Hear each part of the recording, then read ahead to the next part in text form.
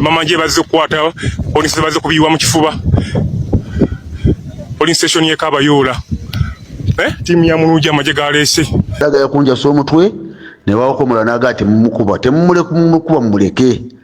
nsibye naye nga nzunga nabo bantulugunyiza mu motoka omwo bagamba lwaki wagira Kyagulanyi omwagazaako ki kyekyakuteekamu opposition waliwo nooyayo ki ne mbagamba ddembe lyange ojja kwewa 71% naye abantu abajaganya bo baliwa lwaki abantu bali mu kiyongobero abantu abo bennyini olina okubeegetereza kubanga si be bakulonda wabeepaatiiseeko so ffe kyetulina okukola kunywera kulemerako eno gavumenti ekimanyi nti eri mu kaseera kayaku ak'enkomeredde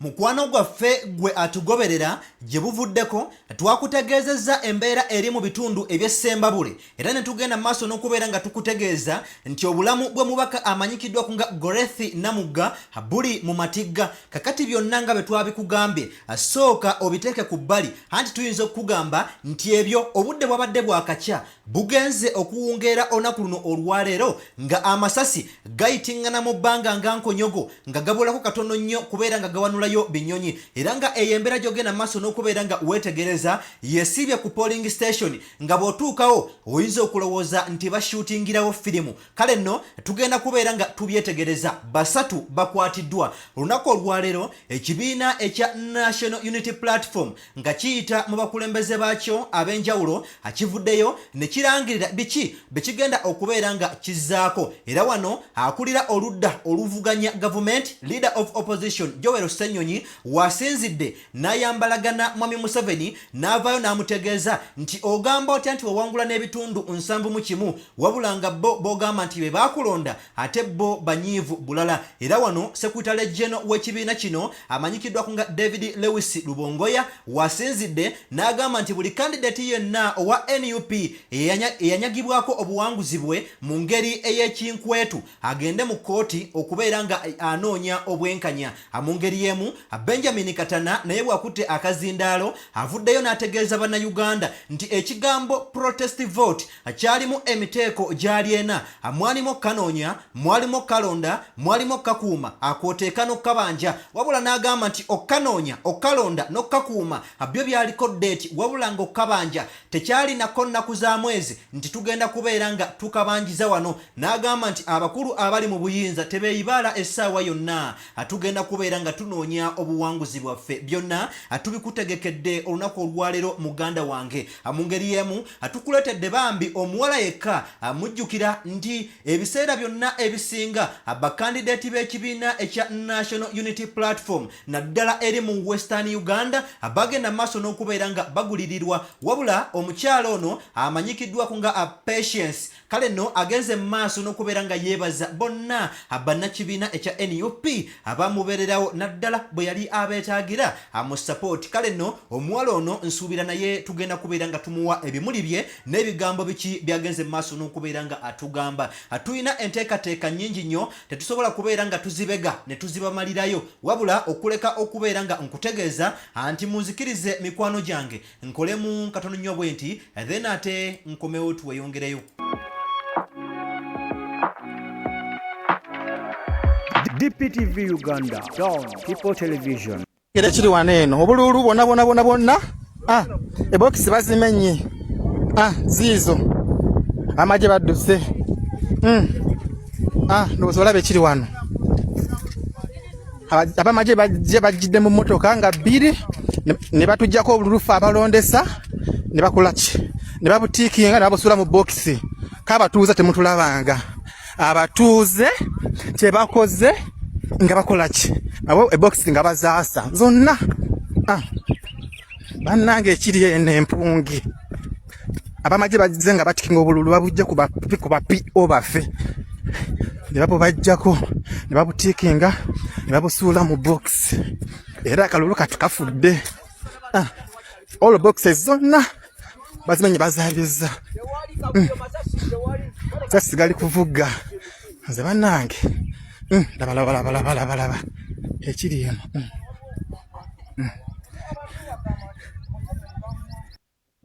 kale mukwano gwange yeyo embeera esiibyewo olunaku olwaleero naddala ku polling stations ezimu amagye gagenze maaso n'okubeera nga gazinduukirizako polling station era ne goonoona anti nga gagezaako okutiikingira abantu abamu ku abo ab'olubatu mu ngeri ey'ekinkwetu era abatuuze awo mu katambi okusinziira mu katambi ako agamba nti abatuuze balabye amagye gazze ne gatiikinga ne gateekamu obululu kobbo temundabanga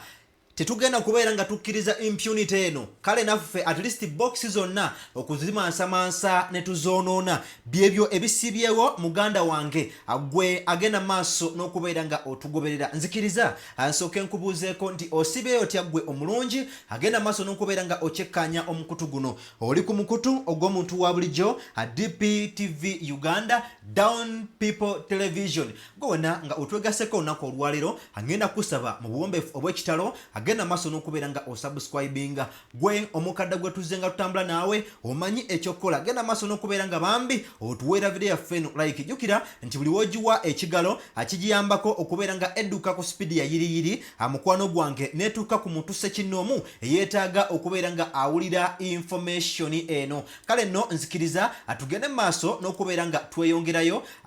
mu nteekateeka nga bwe zirabise olunaku olwaleero nga bwe nkutegeezezaako nti olunaku olwaleero wabaddewo okulonda bassentebe yes wabaddewo leero okulonda bassentebe ab'amagombolola akwoteeka ne bakansala ku mitendera egyo era nga ebitundu bingi nga bw'omanyi nti obuuma buno electoral commission bwe yaleeta BBVK bwe yagenda maaso n'okubeera nga eteekawo bungi tebwakola wabula ebitundu ebimu byo birabiseeko ng'ate bagenda maaso n'okubeera nga babukozesa mu ngeri emenya amateeka era njagala nsooke nkwoleke embeera eno olw'okuba nti babadde babututte mu kyalo naye mukwano gwange bw'aba omwana alina ebibuuzo byagenze maaso n'okubeera nga abambuuliza era nzikiriza nsooke mbikuwe then nkomewo tweyongereyo kamera baganda bange ndi wano mu kyalo w'enzaalwa wenyini ku polling station olwaleero olunaku lwa kulonda bano be bafande baffe baleese era nga bano be baliwo nga ba presiding officer naye ekisinza okuneewuunyisa kwe kuba nti nno obuuma byabakama atwala ebyo sebo otunulako wano akulira ebyokulonda sebo ku polling station entunulako wano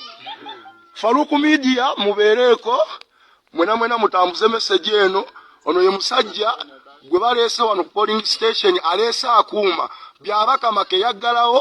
ensi yonna ekimanyi obuuma bufu naye bano babuleese wano abantu bakozese ono omukyala gwe mulaba ono ataagala kulaba obanga bye muliko bituufu lwaki taagala kulaga feesi yo bwe mubanga bye mukola bituufu muli babbi obuuma babusazaamu mu buleese abantu babukozese nedda eno message erina okutambula bano be baleese wano baleese obuuma wuuno akuuma akalina obuuma byabakama babusazaamu obuuma tebukola Faruku media tambuza message eno wano bali mu kulondera baleese buuma kyokka nga n'obuuma bwe baagula bufu bayonona sente z'omuwi w'omusolo byabakama n'aleeta obuuma obufu kati babuleetedde ab'omukyala abatategeera be bamanyi muno bo bafala sebo tunula wano tunula mu kamera eno omba nga gye mukoze kituufu yoyo president office kale yeyo embeera ebaddewo mukwano gwange ambeera tebadde nungi nnyo gyagenze maaso n'okubeera nga abayisaamu kale alina ekibuuzo ky'ababuuzizza nti ddala ddala bye mukakasa nti bye mukola biri mu mateeka ate kati lwaki munkweka feesi wegamba nga toyagala muntu yenna agende maaso n'okubeera nga akulaba oyo abadde Faruku media webale nnyo okubeera nga oweereza ggwanga kale nno mukwano gwange anzikiriza atugendeko butereevu mu mboozi ate endala abakyala abo bolaba babadde basatu era nga okusinziira ku mboozi egenda maaso n'okubeera nga ebogerwako poliisi ekutte abantu basatu kwegamba abakulembeddemu okulonda ku kifo acha Zambena enabweru wali eri kwegamba be bano ababaddenga ku polling station nga buno ganti babataddewo polling officers bebabadde ku polling station eyo wali eri mu bitundu eby'Ennabweru wali eri Nansana anti akubigambibwa nti benyigidde mu kubba obululu nga bateekamu obuwedde okubeera nga bugololwa mu bokisi ezo ze bataddewo okubeera nga zironderwamu nga bwe nkutegeezezako nti olunaku olwaleero babadde balonda bassentebe b'amagombolola akwoteeka ne bakansalas newankubadde nga taanaapu yo eyinza okuba nga yabuzeemu katono era kansoke nkuwe ku bakansala bano bagambayo ekigambo naye nga lwaki mubba obululu bw'abakansala. So what was the problem? We just also discovered that How many were they in favor of Matovu? Obwa Matovu badde bamata. Bona babukuweereddewa. Gwe bakuyitaani amannya ani Nalubowa Diana obadde okola ngaani ku polling station PH in full polling assistant Matovu wamusinkanye ddi mu meeting ya Joza abadde sawa mmeka Matovu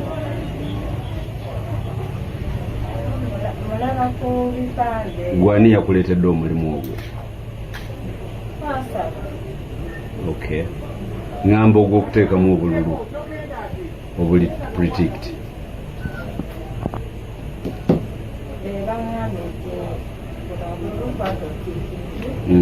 ani yakugambidde ddala ono gwe kuzimbe n'okolawo ngaani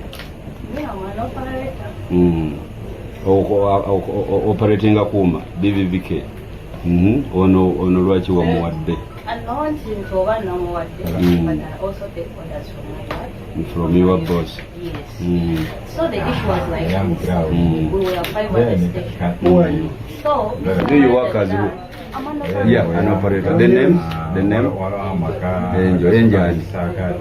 Enjani. But when we were 5 at the station, someone was like, you were too many. And also Mr. Lukago came and he was like, you were also too many.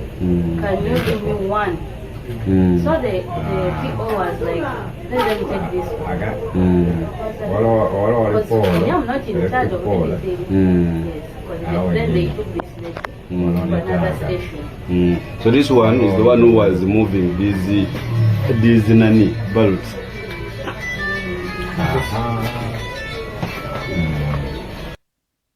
Kale bebo ba polling officers abagenze maaso n'okubeera nga bagombebwamu obwala byebyo mukwano gwange. Kale nno anzikiriza atugende maaso n'okubeera nga tuddamu tulaba egimu ku egyo emivuyo egibadde mu kulonda ku lunaku luno olwaleero nti amagye gatuuka okusalako ekifo ne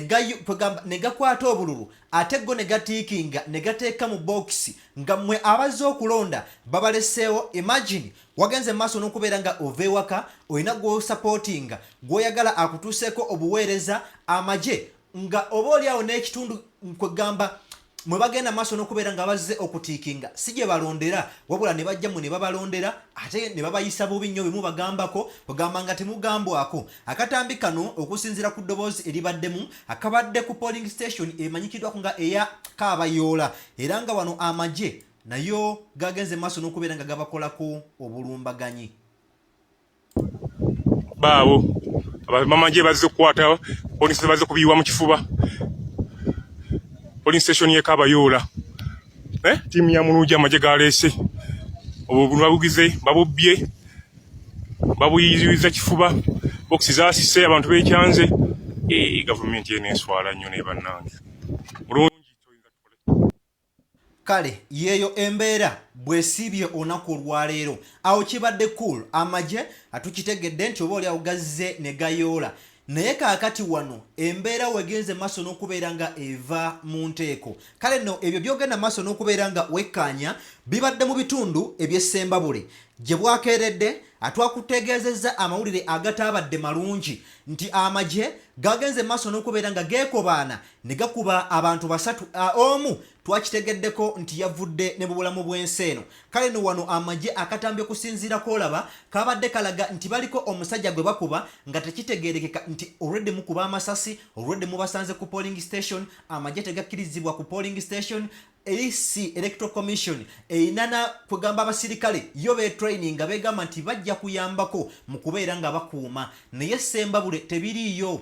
Ssembabule magye gegagenda maaso n'okubeera nga controllinga polling stations zino era kansoke nkulage ndowooza ne Hon.Namugga mukazi abeera mutuufu nnyo okugamba nti ekiri Ssembabule toya kubeera nga ogendayo lwansonga nti bw'otuuka mu bitundu eby'Essembabule oyinza okulowooza nti oli mu nsi ndala naye nga ate oli munda mu ggwanga erya Uganda. Mbeera ya bunkenke era esiibye nga yakinyiika gobe.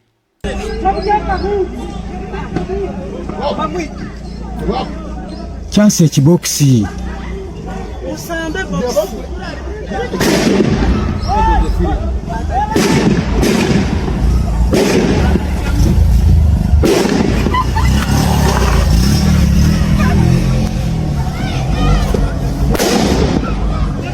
Musoke genda ba umusoke genda musoke bayo chance ekibokisi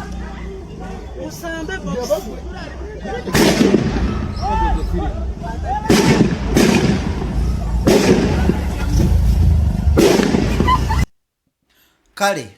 ago gabadde masasi ku polling station. Remember nti amasasi oba kale mundu tekkirizibwa na ku polling station we bagenda maaso n'okubeera nga olondera nti buli bwoleeta ebikolwa ogamba ebikozesebwa bino emundu bisobola okutiisatiisa omulonzi era nga bwe kirabiseeko walere mu bitundu eby'Essembabule. Naye nga essaawa zino njagala nsooke nkuwe ku omu ku bakansalazi abadde yeesimbyewo bamugambye nti mukwano gwange bw'otava mu kalulu yakwalula esiridde anti emagombe oyinza obutavaayo singa obeera okkiriddeyo. Kansooke nkuwe ku bigambo bye. Tuguddeko olwaleero onale bwe kyetuguddeko olwaleero batukubye emiggo batuwambye abaana babasize emitwe n'ekikawa yennyini gwenvuganya naye nankuba emiggo ne mutabani wa Kigundu yennyini atukuba emiggo Sembose bamukuba Katonda bamutte batukubidde enda kugombolula Katonda batutte mmotoka bwe zizze ne zinsalako ne bampamba omusaayi balaga yakunjasa omutwe ne bawakomola naga ati mumukuba temumukuba mumuleke. Nsiibye naye nga nzunga nabo bantulugunyiza mu mmotoka omwo bagamba lwaki wagira Kyagulanyi omwagazaako ki kyekyakuteekamu opposition wali onooyayo ki ne mbagamba ddembe lyange. Hona leo bankubye kati essaawa eno banvuze ne bantwala ewange ne bagamba okweza n'oddamu n'obufuluma ne tukusanga omugongo otambula tujja kukuba amasasi. Era kati ndi waka ntudde nkubiddwa mbiri gwonna gunuma nezitwala mu ddwaliro siziina naye nga mpulira bubi siri bulungi mukifuba ona lero siba bulungi nempulira numizibwa siri bulungi naye ne banankuba ne banakola batya nja kufiira mu NUP wali utalo bakiki mpaka sisobola kuvaamu nobakola eddagala bankozesa endagaano nve mu NUP nzire mu NRM mbagambye bwekuba kunzita munzite nesijja kukyuka nja kunywerera ddala nenga mwampa ne ssente obukadde bwa ssente 10 n'embugaana kakati essaawa eno ebamukola mutya sisobola oba munzite nja kufa ndi mukumativu n'ekibiina kyange kyendimu empula ekifuba kinnuma pulesiri bulungi. Kale yoyo kansala omu okuvako wali eri mu bitundu eby'Nakasenyi Ssembabule asiye yekka wabula abantu bangi bakoleddwako obulumbaganyi olunaku luno olwaleero gwali eri mu bitundu eby'Essembabule era nga bwenjagala wano ogenda maaso n'okubeera nga mbakufunira kugamba nti bagenze maaso n'okubeera nga babakuba mizibu nnyo era nga nembeera toyinza kubeera nga oginyumiriza muntu. Ebifaananyi tetusobola kubeera nga ebimu tubiraga olwa YouTube eyinza okubeera nga ejjayo videos lwakusonga nti ebifaananyi bijjuddemu omusaayi naye nga gwe atatya osobola okugenda ku pages zonna eza Hon.Namugga mbirabyeko mmwe abalina X gibibaddeyo newankubadde bayinza obibika nammwe abalina Facebook musobola okubeera nga mutuukayo naye kansooke nkwoleke ate embeera enga bwebadde still era mu bitundu nga abantu abamu ab'enjawulo balumiriza ab'ebyokwerinda okubeera nga bye babakozeeko obulumbaganyi.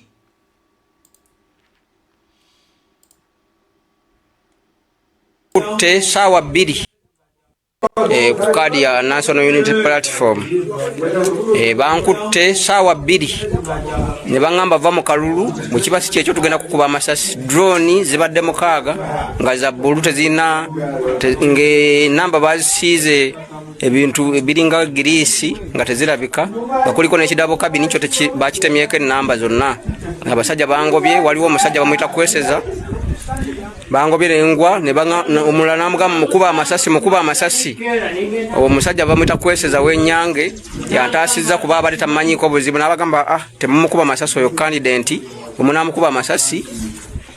mujja kuba mutuleetedde obuzibu. Ne bandeka ne baŋŋamba naye va mu kalulu tetwaga kuddamu kusanga wantu wonna, gende waka weebake otuule, va mu kalulu. Saawa 3 za ku makya nga ebokisi ezimu tebanaba na kuzisumulula. Mutabani wa Betty twine candidate gwe nesimbe naye yabakubidde ne bajja. Ebyo bibadde waffe. Zebukedde ku makya envi wange nyere ku polling station nkola omulimu gwa mukama we gwe yatankwasizza okubeera agenti we. So polling station nsanzibwa abalondesa n'abalonzi nga 5 ba agenti abakandidata ba kibiina kya NRM oba ekyabanene. Kati nze obuzibu obuvudde nkubwentusibe ku kino kyendiko, wabaddewo omu agenti n'agamba atalimulejesa katinga nange niŋŋamba kyekituufu ali mulejesa alonde omufuta alonda aliwo yalonda. Kati nibagamba lete ennanga mulejesa nibaziyoga alina ennanga mutu yalonda. Omu agenti bamuyita Madivaani ne Edi nibaleta ennanga muntu empya. Omulondesa n'abagamba baddewo omukyala n'abagamba ennanga muntu empya tegenda kukola kwata sikaninga nakuuma ke batuwadde. Kati munange nenziramu niŋŋamba kituufu oba tegenda kukola tukozese enkadde. Maje gabadde oganza okutuuka musajja kyabwe bagamba mugende n'oyo sayi ne bakuba emiggo abavuga mu babaddusizza waliwo candidate walabadde muyita Nsamba ajibu bakubye emiggo ne bwe twabatutte badde baagala wanuutu badde baagala okusinga era bakutte. Edi ne Madivaani baawo Edi weemucwa ne Madivaani weemucwa saya ne bankuba emiggo ne banvuga ne bantwala Mateete ne bantwala Ssembabule. Ngenza okulaba nga baŋŋamba viiramu wano ngenda okulaba edi okuva mmotoka nga nditete naye wona wona banvuze simanyi wendi wala kutaga tugende egiri tugende egiri. Kale abyebyo mukwano gwange tebiwoomya nakabululu. Then amunzikirize ate tusooke tuveekaawo atugendeko ku kitebe ky'ekibiina ekya National Unity Platform ekisangibwa wali eri Makerere Kavule. Ebibadde saidi zeno uyu nga bwogenda maaso n'okubeera nga omulaba ye leader of opposition amanyikiddwako nga Joel Ssenyonyi Bisekezi. Oyo nno era nga ye mwogezi w'ekibiina ekya NUP. Olunaku olwaleero ekibiina kya NUP akyakubye olukiiko lwa bannamawulire era mu maka gaabwe. Era wano leader of opposition wasinzidde n'ayogera ku ebyo ebyajja n'ebirabika ne ku results zennyini ezaavaayo ne bagamba nti Mwami Museveni yewangula akalulu kano n'ebitundu 71 ku buli 100. Leader of opposition ayogedde ku bintu bingi nnyo n'ategeeza ne Mwami Museveni bw'obanga okakasa ddala nga abantu baakulonda lwaki bwe wawangula wabula yadde n'omuntu n'omu asanyuka. Era wano n'agamba nti ebikolwa byonna byagenda maaso n'okubeera nga akolamu bannayuganda bikolwa byakwekangabiriza lwansonga nti n'omubbi ebiseera bisinga yeekaza anti nga tayagala kubeera nga agambwako. Era n'abantu abalonda baali batono nga bwekyabadde ewaffe kubanga abantu baba batiisatiisa babalaga nti ne bwe munaalonda mutya bwe tujja kulangirira bye twagala naye wa 94.5%. Naye wayita emyezi mbale abantu bennyini bye yali agamba nti bamwagala nnyo bamuwadde 94.5% be bamusiguutulula ne bamugoba. Kakati tuli Mwami Museveni ne banne batunuulira ebintu bino ojja kwewa 71% naye abantu abajaganya bo baliwa. Lwaki abantu bali mu kiyongobero? Abantu abo bennyini olina okubeegekereza kubanga si be baakulonda wabeepaatiiseeko. So ffe kye tulina okukola kunywera kulemerako. Eno gavumenti ekimanyi nti eri mu kaseera ak'enkomerero tudola bakola emivuyo egya buli kika tunuulira ekyabadde Masaka City kandidate waffe n'awangula bulungi bali ne bagenda mu kooti omulamuzi naawe ensala ye n'agamba nti kale tugenda kukola recount naye bwe tusanga akabokisi ne bwe kabakamu nga kalina obuzibu bikomaawo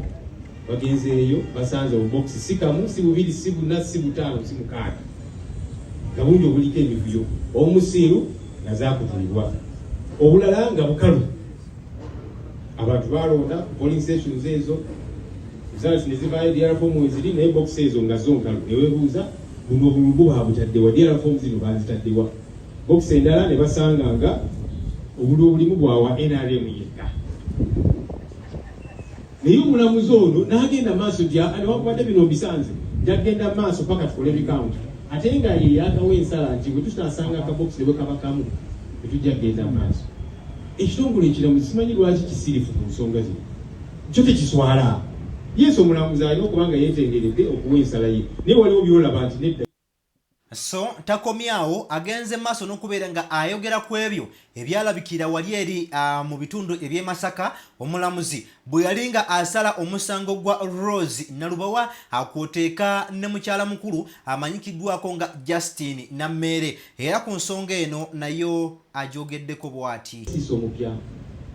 naye omuntu naawe ensala ye naye ate n'akontana n'ensala ye naye osigala nga musirise ebintu bino byonna bikolebwa kubanga gavumenti eno ekimanyi nti eri mu kaseera kaayo ak'olweggulo kyovudde olaba bafunye akatembo bali mu paniki bye bakola byonna kavuyo keereere kubanga bakimanyi nti batuuse ku kisembayo kyovudde olaba bakola ebintu ng'okulumba amaka ga pulezidenti waffe edda bagendangayo ne beetolola amaka ne babeerayo naye ku luno kati bayingidde munda ne bamenya ne bonoona ebintu ne bakuba ne mukyala we kaniimagi kubanga bakimanyi nti bannansi tebaabalonda kwekukola effujjo lino lyonna lyonna abakulembeze baffe bali mu kuwambibwa Lina Zedriga deputy wa Northern Joli Jacqueline Tukamusha ba deputy wa Western Joli Mary Sebufu wakakiuka fake ebyokulonda Bright Muhumuza oyo mu kuba coordinator baffe mwankoli n'abalala bawambibwa kati weeks zigenda kwenda 3 tebamanyiiko mayitire neno egavumenti egamba nti ffe twakomyawo enkola ey'amateeka rule of law nga mususe n'ebyo Amini bye yakola kubanga batera okumenya Amini yatanga abantu n'abawamba n'akola atya kati mmwe kyanjawulo ki ng'omuntu atalina wa bulijjo mukulembeze weeks 3 family temanyiwa waali baloye tebamanyi wakutandikira tetumanyi oba mulamu oba ali mu mbeera ki batubuulire ebisaamu mugumya bannaffe abamu be baasiba bamusangayo eyo amagulu gaasanyala atakyatambula kati mumwina njawulo ki ne Idi Amin Dada gwe muvumirira abagamba nti mwe mwatereza ebintu mulaba mwami Muhoozi ebintu byawandiika ku mitimbagano ebyekyana ekito naye nga musajja mukulu mukulembeze of course obukulembeze bwe baamuwa kudumira amagye tabugwanira naye olwokubanga mwana wa mukulu ne bagamba tumuwe ng'omuzadde bwagenda mu katale n'agulira omwana we ekyokuzanyisa n'amugulira ekimotoka n'amugulira ekimundu oba ki eby'abaana abato kati ono ye baamuwa amagye malamba era kyovudde omulaba ye akitwalanga kirabo kye kyakuzanyirako ebintu byawandiika ebitategeerekeka Kyagulanyi munoonya yenna mutta simanya ngenda musika biki ebintu ebituweebuula ng'eggwanga bino byonna babikola kubanga bakimanyi tebalina buganzi mu bannayuganda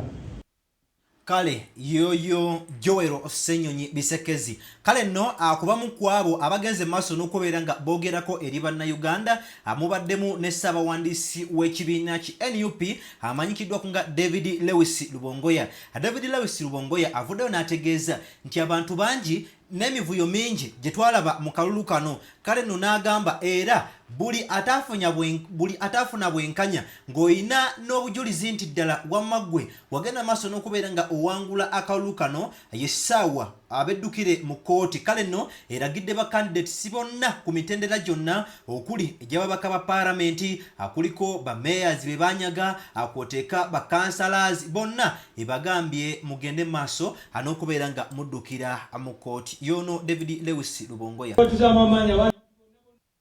Twekalekinga watuzama amaanyi abantu bonna abakulembeze baffe bebabye mu kiseera kino ogenda mu kkooti n'obujulizi bwabwe kubanga munnange bino ebintu buli wabeera n'obujulizi nga buli recorded somewhere obweganya busobola okujja anytime buyinza obutajja nakati naye obeera ku record eventually justice will be served or justice will be delivered. Era nange njagala kusinziira wano basibo ne banyabo nga bwe mmanyi nali candidate mu Kampala Central era ne bakola ebivuyo egy'enjawulo ne babba obuwanguzi bw'abaana Kampala era mu mbeera eyo nange njagala bategeeza nti ensonga zaffe tugenda zitwala mu mbuga z'amateeka. Oyo omukazi eyabba akalulu k'abaana Kampala aleme okubeera eyo nga yeesuddiya era yagenda kati yeekweka tasobola na kuyita mu bantu kubanga kimanyi nti abantu tebakola ki tebamulonda. So nange genda mu kkooti naye n'abantu baffe bonna abakulembeze baffe ab'enjawulo tubaazaamu amaanyi ogenda mu kkooti. Ye David Lewis Lubongoya kale ne wano Benjamin Katana wagenze maaso n'okubeera nga asinziira n'agamba nti akalulu kano ke twagendamu aka protest vote kalimu emiteeko ena mwalimu okkanoonya mwalimu okkalonda mwalimu okkakuuma mwalimu n'okkabanja. Wano n'agamba nti okkanoonya kyali kirinako tayimu yakyo electoral commission gye yali yakiteekako negamba nti n'okkalonda era walingawo ennaku ze baateekawo electoral commission nti we balina okulonderako kale nno n'okkakuuma era kwaliko essaawa embale nti tujja kubeera nga tukakuumira ssaawa zino wabula okkabanja NUP teteekangawo olunaku lwegamba nti tugenda kkabanja naye ekiseera ky'okkabanja bwe kinaatuuka muganda wange kale nno munaawulira era bino bibadde ebigambo bya Benjamin Katana. We twavaayo nga tanta campaigns ne tulangira nti tugenda protest vote era ne tunyonyola nti protest vote eri ku pillars 4 kanoonye kalonde kakuume kabanje kati pillars 3 abannayuganda bazituukiriza era tubeebaza. Pira esembayo ey'okukabanja ate eyo yanjawulo kubanga yo terina timelines kubanga okulonda for example kwalina timeline tukulina okubeera nga 15 naye pira eno eyakabanje terina timelines n'olwekyo oyo yenna alowooza nti okunyaga akalulu nti byaggwa tebinaggwa. Ekyokubiri nti mu nsi yonna ne mu byafaayo awabadde bw'anakyemalira webaawo okulonda obwana kyemalira bugenda ne buwewa ebitundu ebinene ebivudde mu kulonda. Ekyokulabirako ba Ferdinand Marcos ba Ben Ali wa Tunisia, Hosni Mubarak owa Misiri ne Bashir owa Sudan nga bewa 85%, bewa 99%, bewa 95%. ng'ebyo byonna ekigendererwa kwe kumalamu abanansi amaanyi naye n'ekyokubiri nga bagezaako okwongera kwepika n'okupika abawagizi baabwe tebakyalina maanyi. Naye abanansi b'ensi ezo zenjogeddeko kubanga nabo baali bakyali ku mulamwa gwa vaazoni yaabwe ey'akabanja waali waweddewo akabanga katono mu mawanga ag'enjawulo era bw'anakyemalira ne babusuula ku ttaka kubanga baali bamanyi omulamwa gwe baliko ate nga bamanyi nti balina okusigala nga bali ku mulamwa nga ffe bwe tumanyi omulamwa gwe tuliko ate nga bwe tumanyi tulina okusigala ku mulamwa. Bino byonna ebigenze bikolebwa okukuba abantu okuwamba abakulembeze ebibadde mu maka g'omukulembeze waffe mubiwulidde ebyo byonna babikola kubanga bamanyi nti bye bakoze binyiiza. Bamanyi nti balinga omubbi bw'ayingira ennyumba yo ayinza n'okwata TV n'agenda naye lwakuba bamanyi nti mu buwangwa bw'abantu omuntu bw'omunyagako ekintu ajja kwerwanako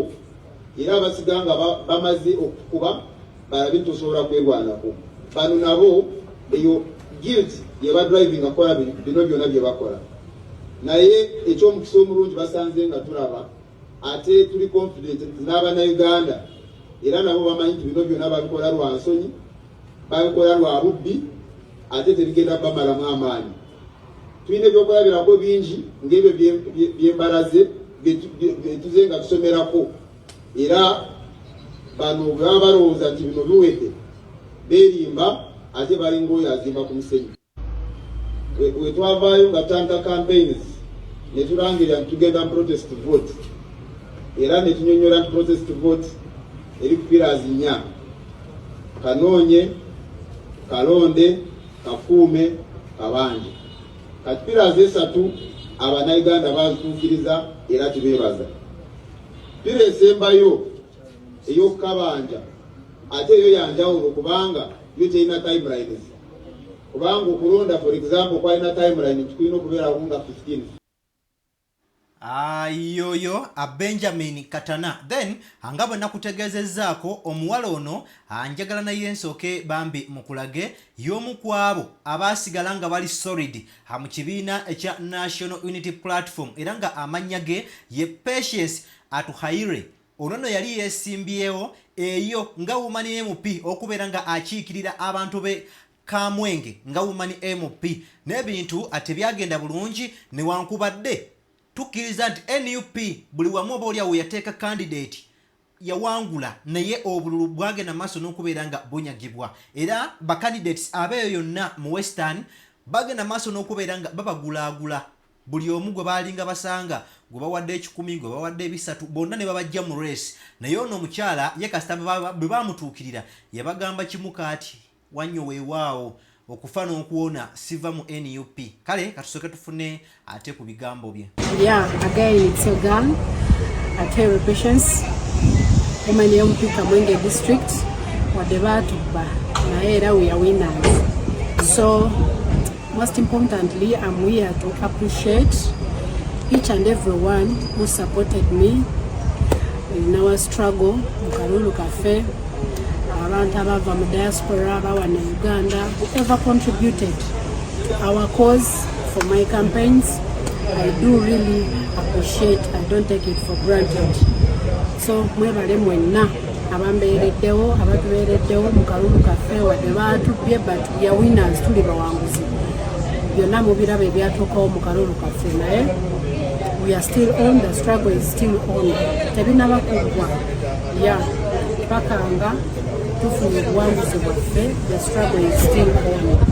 So nebaza nnyo n'okusingira ddala nebaza people from Kamwenge who supported me abannonda nembasiima munonga abantu ba Kamwenge mwebala obushagiki mwebala obuhagizi bwanyu n'okunyesiga mukanterera Kalulu mukaterera His Excellency Robert Kyagulanyi Kalulu wadde bakakiiba abamu kuteera bantu abamu kutwala DR forms zintu appointment letters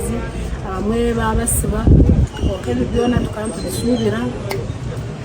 but at the end of the day tukabasinga wadde bakatuyiba. So we are the winners regardless. Tugenda kabanja, that is a very big issue. It doesn't have time. It is going to be organic. Tugenda kabanja mu buli mbeera naye nga mwebale nnyo mwebalire ddala okutusupportinga n'okutubeererawo. Thank you very much. People power, our power, our power, people power. Kale yoyo Patience Atuhaire ngagenda maaso n'okubeera nga yeebaza banna Uganda. Then munzikirize ansembyeyo n'akatambi k'omujaso ono yabadde awulikika ng'agamba nti bonga ab'amagye akibadde kibeewuunyisa nnyo nga bagamba nti oba olya His Excellency Robert Kyagulanyi Ssentamu yagenze maaso n'okubeera nga akwatibwa era ebigambo bye kansooke mbikulage then nkomewo ate nkusiibule mukwano gwange. Tulowooza oba His Excellency Robert twabuze katatu gwe mumbi nga tulowooza oba His Excellency Robert Kyagulanyi Ssentamu baamukutte era nga tugezaako okugenda mu safe house ez'enjawulo nga tugezaako okunoonya tulabe bayinza okuba either baamukutte ne bamukweka naye nga tetumanyi. Kati ng'ekyo kintu kituwa okweraliikirira n'obweraliikirivu obusinga okuba obwa waggulu naye ate bannange kitusizaamu amaanyi. His Excellency Robert Kyagulanyi Ssentamu ebbanga etalibadde lyawala atadde akatambi ng'alaga ali mu ggwanga Uganda era abadde ebwayise. So ekyo kituwaddemu essuubi era ezo ne bakyali bange tukakkanye amazima amatufu gali nti tubuze katano okugwa mumbi nga tugezaako okunoonya mu zi safe house ez'enjawulo kubanga abana abasajja basobola okukwata ne batabaako kye boogera kubanga era bangi era nga baze bakola. Naye Munnayuganda yeggwe asobola okugyawo bino byonna.